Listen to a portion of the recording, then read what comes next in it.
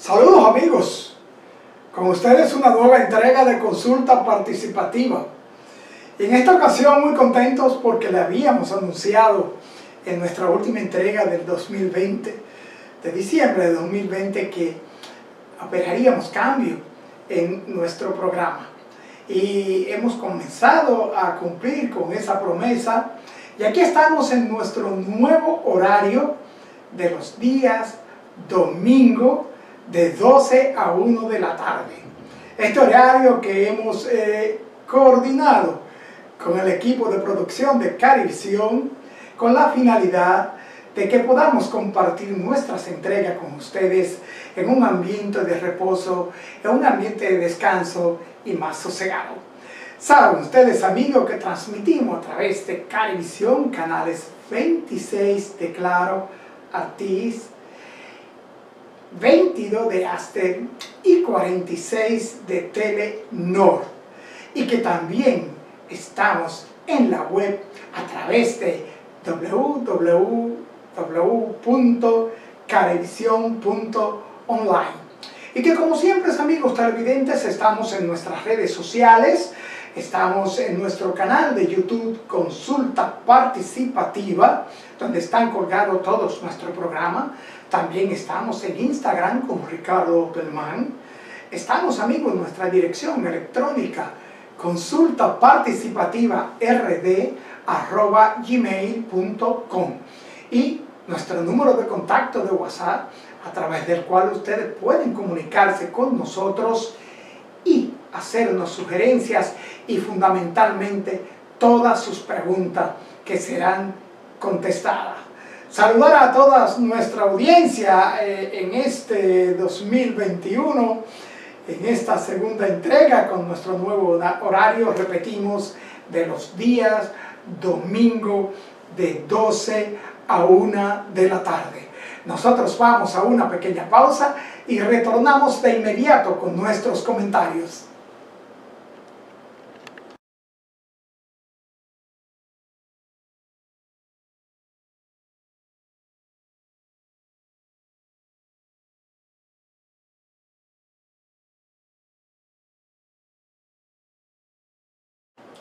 Bien, amigos, nuestro comentario de hoy, domingo, en esta primera entrega de nuestro nuevo horario, pues tenemos muchas cosas. Tenemos que el jueves pasado, pues hubo en los Estados Unidos algo que, aunque sí había precedentes de asalto al Capitolio de los Estados Unidos, en esta ocasión sucedió un hecho que ha consternado a la opinión pública mundial en relación con los actos que sucedieron ese día en ese asalto al Capitolio, ya que los Estados Unidos de Norteamérica, esa gran nación, siempre ha dado ejemplo de democracia y de aceptación de los resultados de los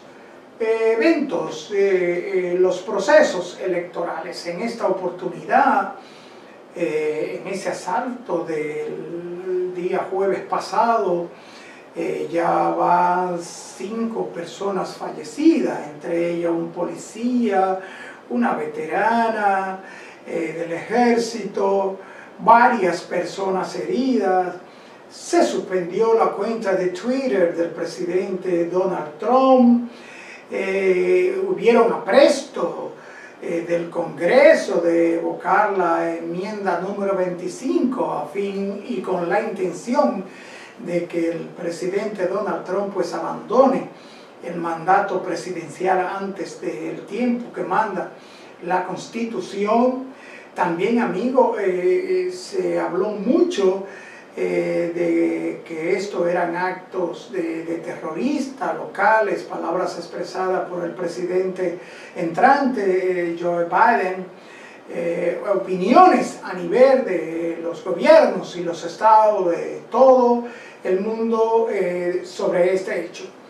El presidente Donald Trump finalmente aceptó el triunfo del presidente electo Joe Biden y en una alocución, en un video en Twitter y a La Nación, dijo que lo que él estaba tratando de hacer con su actitud de desconocer los resultados de las elecciones, pues era proteger la democracia, y prometió una transición de poder suave, ordenada y sin problema en los Estados Unidos.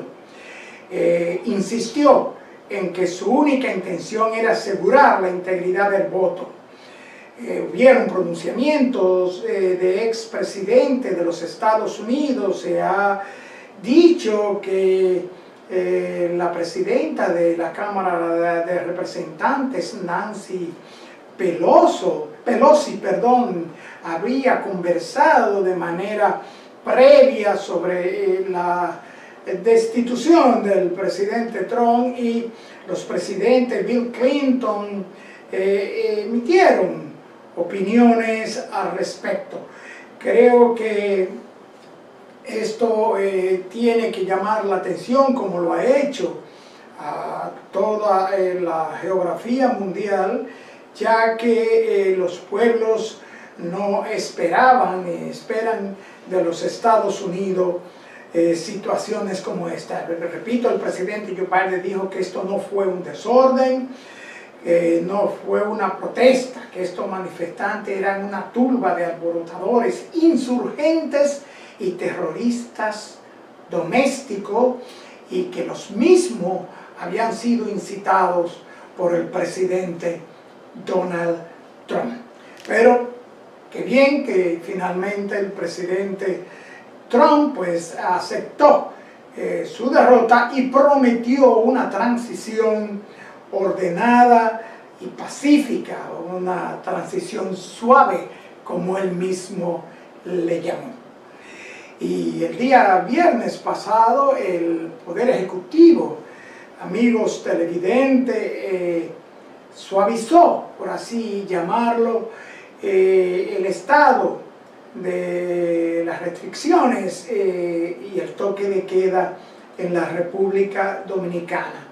Mediante el decreto 721, el Poder Ejecutivo señaló que la nueva medida entrará en vigencia a partir del próximo día lunes, o sea, mañana lunes 11 de enero, hasta el día 26 de ese mismo mes, con la nueva modalidad del toque de queda.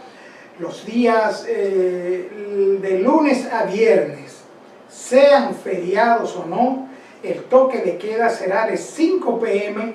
a 5 a.m. de la mañana, con 3 horas de libre tránsito. Es decir, se podrá transitar para llegar a las casas hasta las 8 de la noche. Mientras que los días sábados 23, 16 y 23 y los domingos 17 y 24 de enero de este año, el toque de queda será desde las 12 del mediodía hasta las 5 de la madrugada, con 3 horas de libre tránsito para llegar a su casa. Es decir, el toque de queda será desde las 12 del mediodía, sábados y domingos, pero habrá libre tránsito hasta las 3 de la tarde. Hay varias medidas en el decreto. Se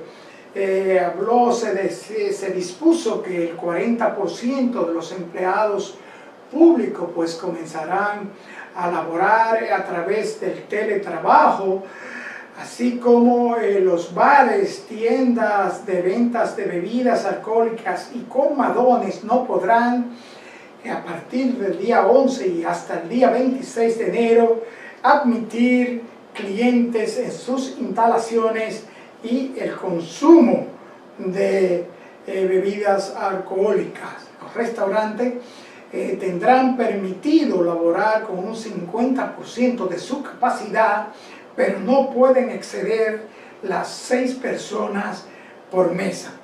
En los espacios públicos fueron abiertos, pero los mismos solamente podrán ser utilizados para asuntos y prácticas deportivas. No podrán haber actividades en los espacios públicos que conlleven aglomeraciones y grupos de personas. No se podrá vender ni consumir bebida alcohólica en estos espacios. Se mantiene el cierre de los gimnasios en espacios públicos y privados, la clausura de los cines, teatros y cualquier otra instalación de eventos públicos y masivos que no resulte indispensable para el desenvolvimiento de la ciudadanía, entre otras medidas. Señores, y rápidamente referirnos a las declaraciones del testigo brasileño en el juicio del viernes que fue pospuesto para continuar mañana lunes. El señor Dantas Bezerra admitió que los sobornos de Odebrecht se pagaban a través del señor Ángel Rondón y Conrado Pitaluga. El representante de Odebrecht, Mauricio Dantas Bezerra, considerado por el Ministerio Público como un testigo imprescindible en el juicio, admitió en el tribunal que estos sobornos eran canalizados a través de Ángel Rondón y Conrado Pitaluga, y que de acuerdo a sus declaraciones se autenticó el acuerdo que había firmado Odebrecht con la Procuraduría General de la República en el 2017. Veremos a ver el desarrollo de esto mañana lunes, que continúa el juicio, a ver cómo se desarrolla esta causa. Amigos, y nosotros antes de irnos a la pausa para retornar con nuestro invitado, queremos decirle que estará con nosotros el doctor Jean-Pierre Curie, médico patólogo con toda la información relacionada con los procesos y estudios patológicos de los seres humanos.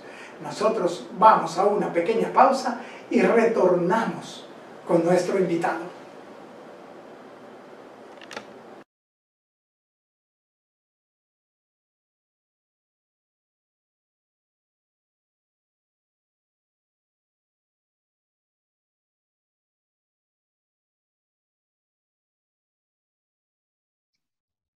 Bien, amigos televidentes, como les decía, esta tarde nos acompaña en consulta participativa el doctor Jean-Pierre Curie Rodríguez, médico patólogo, a quien damos la bienvenida a consulta participativa. Bienvenido, doctor.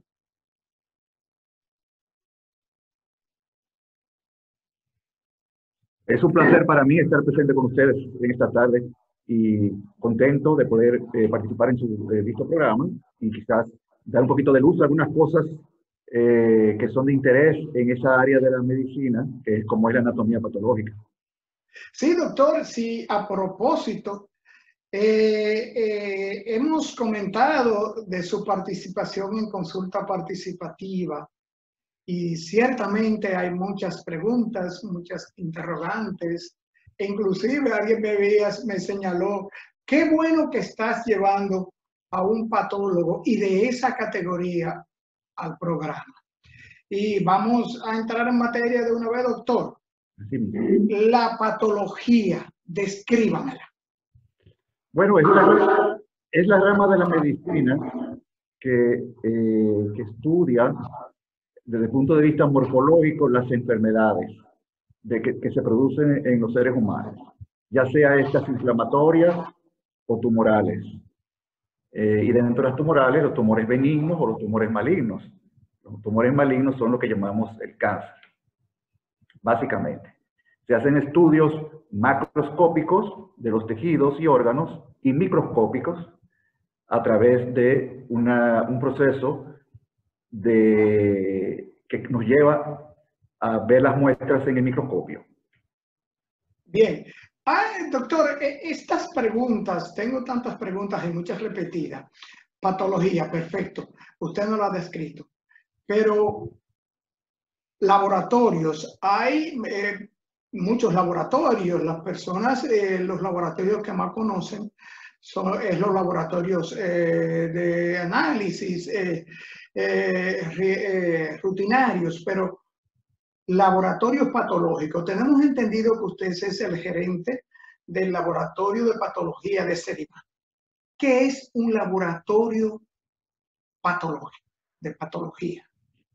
Sí. Eso es una unidad que es parte de una institución médica, ya sea un hospital o una clínica, donde se van a recibir todos los tejidos y secreciones orgánicas que son extraídas de pacientes con fines de diagnóstico y de investigación y que son procesados en ese laboratorio a través de una serie de protocolos y de equipos, desde la toma de la muestra, que es recibida, en la descripción macroscópica. Por ejemplo, si usted recibe un cáncer de mama y se hace una mastectomía, hay una serie de protocolos en los cuales uno mide la pieza, la pesa, si tiene proyecciones que contengan ganglios, y en base a ese protocolo se van a tomar las muestras correspondientes que van a ser fijadas en formol y después van a pasar a través de unos equipos automatizados a una serie de alcoholes y finalmente a la parafina. Entonces vamos a tener unos bloques de tejido que van a ser cortados en un micrótomo y luego van a ser teñidos para dar el estudio microscópico que se hace con los microscopios. Con esa parte final de la muestra es que usted puede hacer los diagnósticos, como yo dije al principio, tanto de enfermedades inflamatorias como tumorales, ya sean benignas o malignas. Después rendimos un informe patológico y en casos de malignidad, pues tenemos unos protocolos de dar una serie de parámetros con los cuales el oncólogo clínico va después a trabajar. O sea, el tamaño del tumor, los márgenes quirúrgicos si están libres o no, la cantidad de ganglios, la presencia o no de metástasis, por ejemplo, en esta pieza quirúrgica. Y todo eso tiene una serie vamos a llamarle, de símbolos y números y grados que es indispensable para que el oncólogo clínico entonces después pueda trabajar con el paciente. Bien, doctor, para allá vamos, porque tenemos muchas preguntas en relación con eso que usted señala, del informe, de resultados, de expectativas, pero hay una pregunta que quiero hacer primero. Antes de entrar en los diferentes tipos de patología, las diferentes ramas en que se subdivide la patología. Doctor, ¿el médico patólogo es un médico de consulta? Es un médico principalmente de apoyo a las áreas quirúrgicas y de procedimientos, así como a las áreas clínicas. Pero nosotros tenemos una formación de médicos graduados que hemos hecho todo tipo de los estudios completos que hace cualquier otro médico. Y muchas veces se acercan a nosotros con algunas interrogantes y nosotros podemos dar una orientación a esos pacientes para que puedan, por ejemplo, dirigirse hacia un oncólogo quirúrgico o un oncólogo clínico, por ejemplo, o a un médico que pueda atender a ese paciente y después, posteriormente, hacer los procedimientos para que nosotros recibamos las muestras. O sea que sí, contrario a la duda que tenía un amigo televidente, el médico patólogo sí recibe pacientes en su consulta. Puede recibirlo perfectamente, claro que sí. Ok, perfecto. Doctor, la patología. Tenemos entendido que hay patología general, patología sistémica. ¿Cuántas y cuáles son las ramas, así a grosso modo, en que se divide la patología? La patología, hay las principales dos grandes ramas, son la patología quirúrgica y la patología forense. La patología quirúrgica trabaja exclusivamente con las lesiones corporales por enfermedades, por alteraciones de las células, y ya la patología forense, que es otra rama que forma parte también de la patología, ya es la que se encarga de aquellos procedimientos legales de medicina en caso de accidentes, en caso de crímenes y una serie de cosas. Dentro de la patología quirúrgica, pues hay la patología general, que es la que estudia, ¿verdad?, las enfermedades sistémicas, y a través de los años, los patólogos quirúrgicos se han ido subespecializando en diferentes áreas. Por ejemplo, hay patólogos que ven y hacen procedimientos por agujas de tiroides, por ejemplo. También hay patólogos que se ocupan exclusivamente del área digestiva, otro de las áreas de médula ósea y ganglio linfático. Pero en sentido general, esas son las grandes áreas con las que está dividida. Hay también un área de investigación, porque para avanzar en una serie de procedimientos se necesitan investigaciones, y la patología ha avanzado enormemente en los últimos 30 años con una serie de nuevas técnicas que han sido desarrolladas por laboratorios en unión con expertos en patología para afinar esas técnicas, como por ejemplo la inmunistoquímica o el MAMAPRINT, etcétera, etcétera. O sea, que la patología, por decirlo así, no es simplemente una rama médica que se dedica exclusivamente a dar resultados, sino que vemos que también es una patología investigativa. Hay esta que usted menciona, la patología legal, y hay, según tengo entendido, ramas como la pulmonar, la historia, la etapa pulmonar. Dígame de esas etapas, la etapa orgánica, la etapa tisular. Dígame de esas etapas de la patología. En fin, la patología básicamente estudia las lesiones, como yo le dije, que se producen en un organismo. No importa el órgano, todo lo que se saca, ya sea por medio de una biopsia o las secreciones o líquidos corporales, son examinados con el fin de llegar a un diagnóstico en caso de pacientes que ameriten nuestra intervención. La patología tiene, como le dije, una serie de ramas y subclasificaciones donde los patólogos hacen patología general y patología especializada. La patología general básicamente abarca todos los procesos inflamatorios, infecciosos, como la tuberculosis, otras parasitosis, micosis, que son con afectaciones de hongo, y tenemos las patologías sables, la presencia nuestra para llegar a un diagnóstico definitivo de ese tipo de lesiones. En muchas ocasiones, cuando hay conferencias clínico-patológicas, los clínicos tienen a veces ideas sobre una situación de un paciente, pero la última palabra la tenemos nosotros con diagnóstico definitivo. O sea que el patólogo, la palabra del patólogo es la última instancia informativa que tienen los especialistas médicos de las diferentes ramas para constatar y aceptar y comprobar una patología, una enfermedad específica en un paciente. Así es. Ese resultado final pues, puede ser compaginado con exámenes radiológicos, con exámenes de laboratorio, pero básicamente en los casos de lesiones tumorales, la decisión final del diagnóstico de ese tumor, la subclasificación de ese tumor, la tiene el médico patólogo. Bien.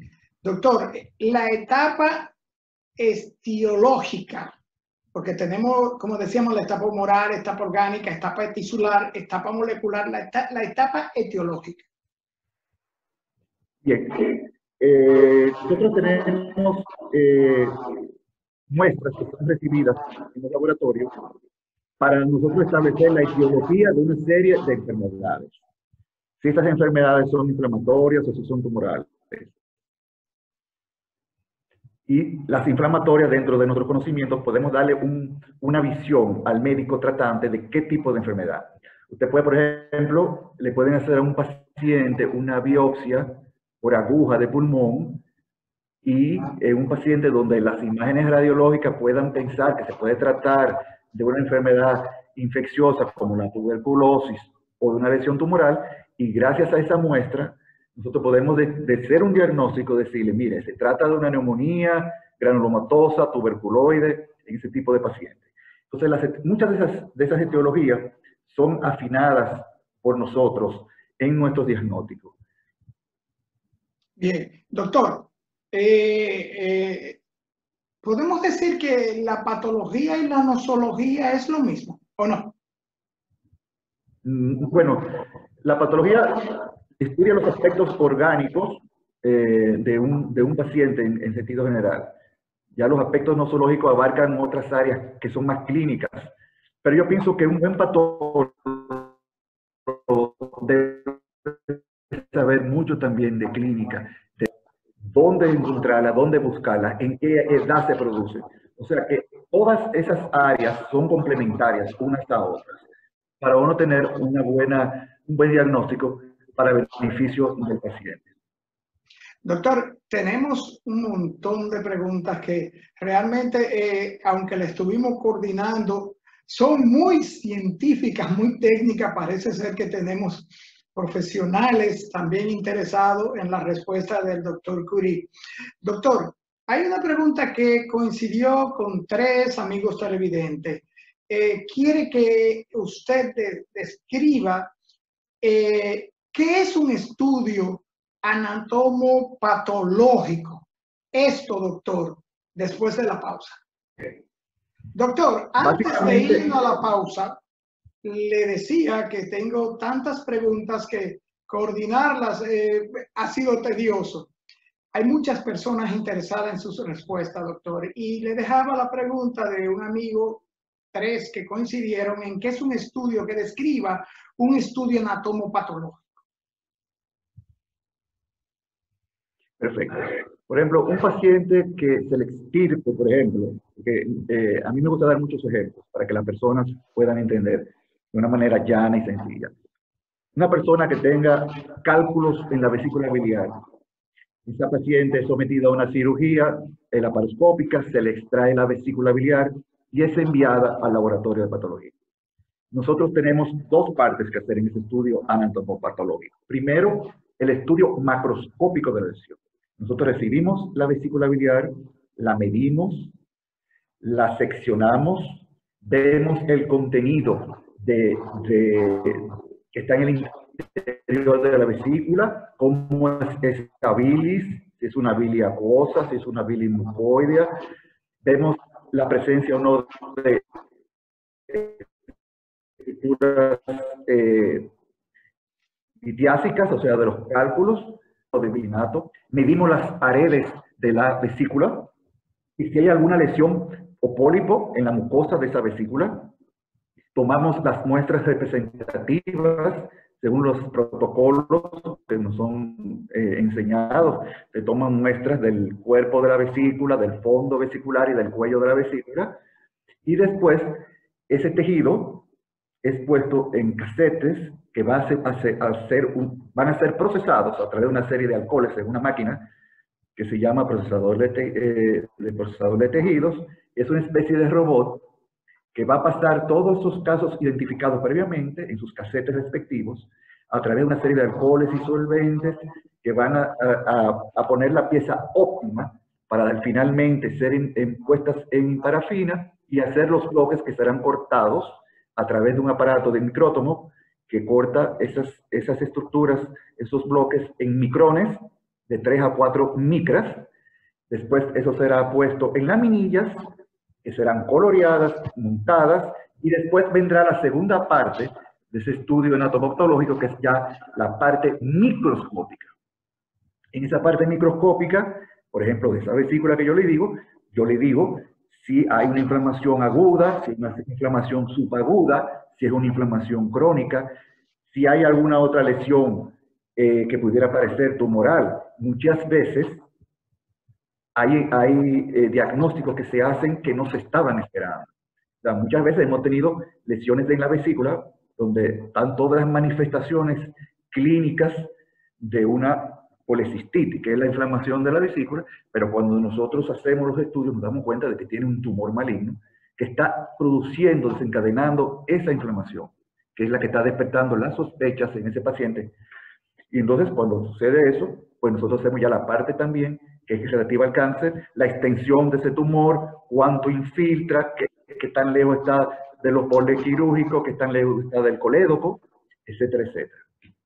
En eso se basa lo que es el estudio anatomopatológico de una pieza o de una secreción, porque también pueden ser los líquidos. Usted puede recibir un líquido de pulmón, por ejemplo, de un paciente que tiene derrame pleural, que cuando hay líquidos en la pleura del pulmón, usted macroscópicamente mide ese líquido, la cantidad del líquido, si es un líquido viscoso, si es un líquido acuoso, la consistencia de ese líquido, el color de ese líquido.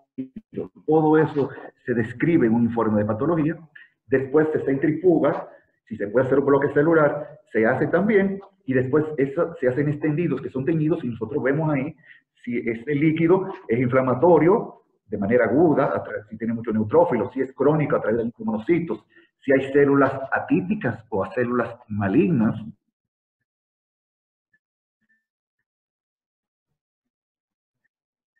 Y en base a eso, pues vamos anteriormente, pues siga con el paciente.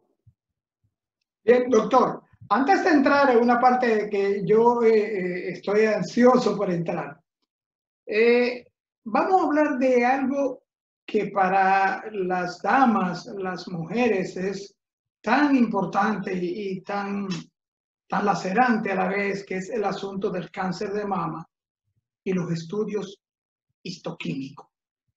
Hábleme del estudio histoquímico. Sí. En los últimos 20 a 30 años se han producido una serie de estudios complementarios para tratar el cáncer de mama. Uno de ellos es la inmunohistoquímica, que no tan solo trata el cáncer de mama, porque también la inmunohistoquímica es una reacción que se hace de antígenos y anticuerpos con las células tumorales, y según marquen, uno tiene una visión más acabada de qué tipo de tumor. Porque muchas veces hay tumores que son indiferenciados, es decir, que no recuerdan a ningún tejido específico del cuerpo. Por ejemplo, el cáncer de mama, que tiene varias variedades histológicas, el más frecuente es el carcinoma ductal. Se llama ductal porque forma los ductos que están en la anatomía, en la fisiología, en la histología normal de la mama. Pero lo hace de una manera aberrante, lo hace de una manera distorsionada y va destruyendo todos los tejidos sanos.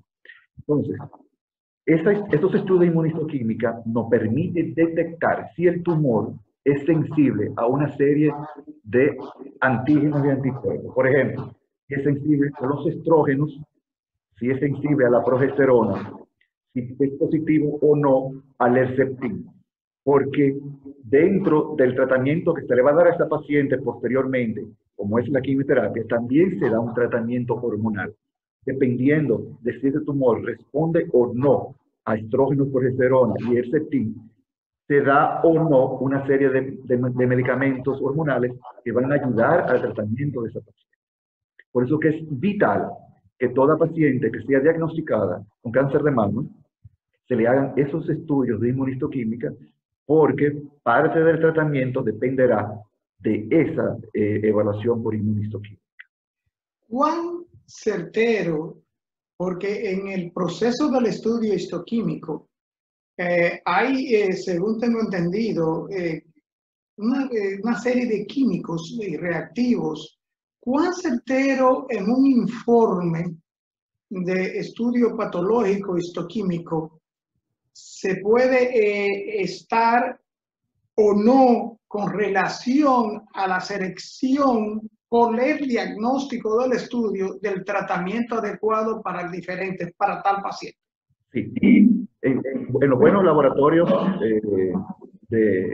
de referencia donde hacen los estudios de inmunohistoquímica y otras pruebas también. En el caso de nosotros tenemos un acuerdo de trabajo con un laboratorio en New Jersey. La fiabilidad de esos estudios es aproximadamente del 99.9%. Porque cuando ellos hacen esos estudios, ellos hacen controles para que efectivamente, si dio negativo, la otra parte dio negativo, sea corroborado. O sea, la fiabilidad es excelente. Yo diría, no se puede decir 100%, pero sí de un 99.9%, que es muchísimo.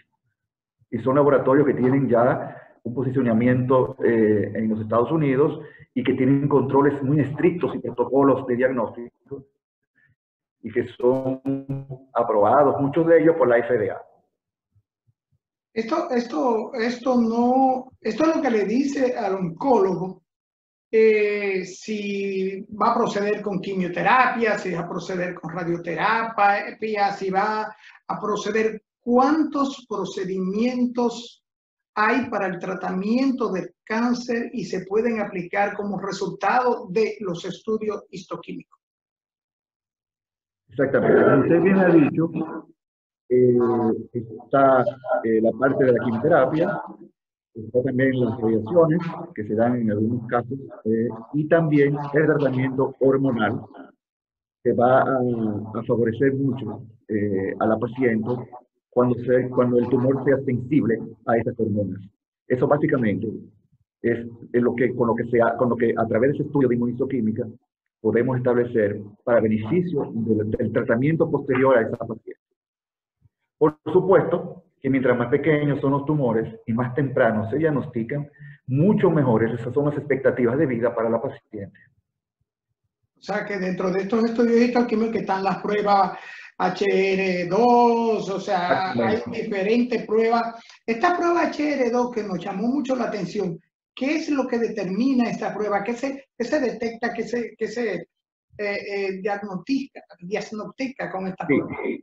Si hay una mutación a través de este anticuerpo, sabemos si es positivo o negativo, si se puede dar un medicamento que se usa en quimioterapia, que es el Herceptin, que es muy importante para el tratamiento después que la paciente ya ha sido operada. En ocasiones, en los estadios donde el tumor es muy grande, se prefiere a veces dar quimioterapia primero y después cirugía. En los tumores pequeños, pues generalmente se hace cirugía y después posteriormente se dan los tratamientos complementarios que lo da el oncólogo clínico. Y uno de ellos es gracias al HER2, que si está positivo o no está positivo en esas células tumorales, usted puede dar ese medicamento que se llama el Herceptin, que va a coayudar, además de la quimio y de las hormonas, a que la paciente pueda rebasar ese momento, esa enfermedad. Una amiga, paciente de cáncer de mama y de esterectomía, nos preguntó al respecto de que en un análisis que le fue practicado de histoquímica, el resultado decía que el estado hormonal era desconocido. ¿A qué se debe? No tengo ejemplos de eso, o sea, porque debe de marcar positivo o negativo. Y si marca positivo... Nunca desconocido. No, debe de marcar positivo o negativo. Si es positivo, ellos gradúan la intensidad de esa positividad. Ellos le dan, inclusive, algunos lo dan en cruces, otros lo dan en cifras. 95% positivo al estrógeno, 40% positivo a la progesterona, por ejemplo. O da 0, o da negativo. Si da negativo, es negativo. Y si da positivo, se grada, se mide la positividad y se pone en ese informe. Pero yo nunca había visto, nunca había escuchado de ese término. O sea, ella insistió en decir que decía estado de conocimiento, estado hormonal. En ese caso pudiera haber quizás un problema con la muestra que no fue bien procesada, bien fijada, y esos anticuerpos no actúan sobre ese tejido tumoral. Habría que tomar otra muestra de esa mastectomía o de esa cosa y enviar a hacer de nuevo el estudio, porque no puede haber algo indefinido. Si no es que hay un problema técnico de procesamiento de la muestra. No es que no haya cáncer, sino que a lo mejor la muestra no fue bien procesada con los alcoholes y una serie de cosas y está interfiriendo. Esa sería la única explicación científica que yo le puedo dar sobre eso. Ok. Doctor, los métodos de diagnóstico del cáncer. Un amigo televidente dice que si está incluido el Papá Nicolau en esos diagnósticos. Por supuesto que sí, porque gracias al Papá Nicolau se puede detectar y descubrir a tiempo el cáncer del cuello del útero.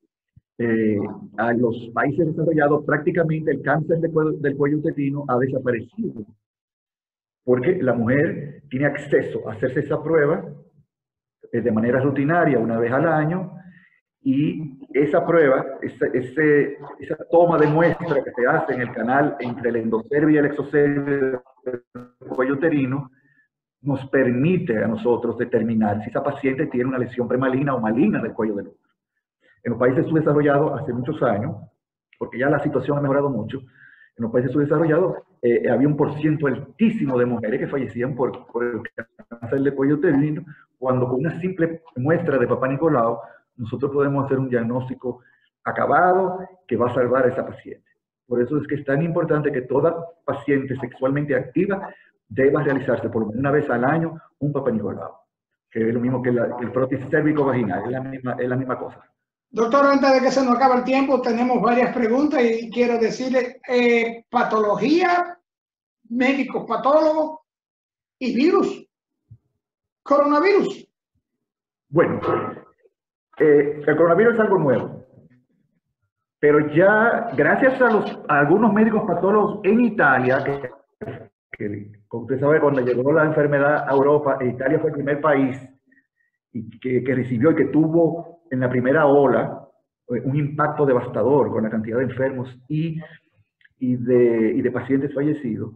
Al principio se le decía a los médicos que no tocaran a esos pacientes, que había que cremarlos, etcétera, etcétera. Pero muchos científicos italianos empezaron a hacer autopsias en pacientes que habían fallecido y se encontraron de que el virus había producido una serie de alteraciones a nivel pulmonar que son típicos de ese tipo de virus. Y gracias a eso, pues se puede perfeccionar más aún el diagnóstico en pacientes donde no haya una certeza de que haya fallecido, por ejemplo, de esa enfermedad. O sea, que ahí entra la patología, casi la medicina legal, se puede decir, porque entonces ahí entra la biopsia, la autopsia. No.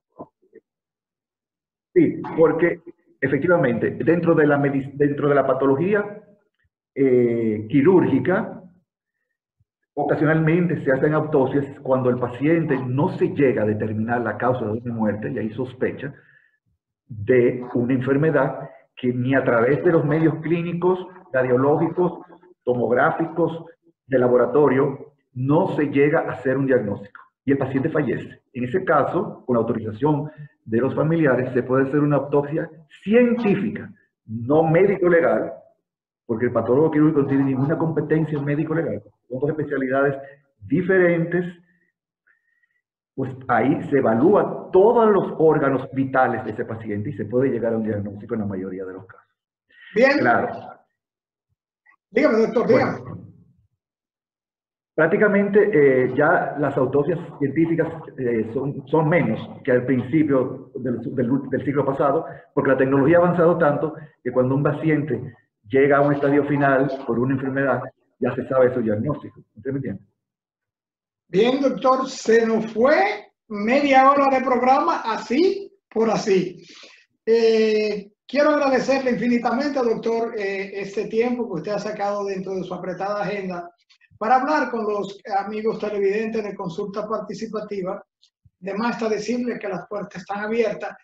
Y doctor, decirle y felicitarle porque he hecho indagatoria y la verdad es que el trabajo del equipo patológico que usted dirige es harto mencionado y famoso en este país. Doctor, muchísimas gracias. Muchísimas gracias por la invitación y cuando sea de los 7, estoy a sus órdenes nuevamente. porque hay muchas cosas que se quedaron en el tintero. Es demasiado, doctor, y preguntas muchísimas. Lo que pasa, doctor, es que tenemos que comprometerlo públicamente para una próxima fecha. Bueno, con mucho gusto. Y entonces, para que tratemos esos temas que tenemos también aquí en pregunta y que el tiempo no nos lo ha permitido, doctor. Muchísimas gracias, doctor. Un placer. Bien, amigos televidentes, escucharon ustedes al doctor Jean-Pierre Curie, un científico dominicano realmente, hablarnos de patología, de histoquímica, nos habló de el asunto de los cánceres que se nos quedaron pendientes, pero que lo hemos invitado y él se ha comprometido a una próxima entrega. A ustedes, amigos televidentes, nuestra exhortación en tiempos de pandemia. Por favor, hazlo por ti, por tus familias, por tus amigos, tus compañeros de trabajo, tus colaboradores. Hazlo por los envejecientes, por los niños. Hazlo por la humanidad. Quédate en casa. Quedémonos en casa. Amigos televidentes, nos vemos en la próxima entrega.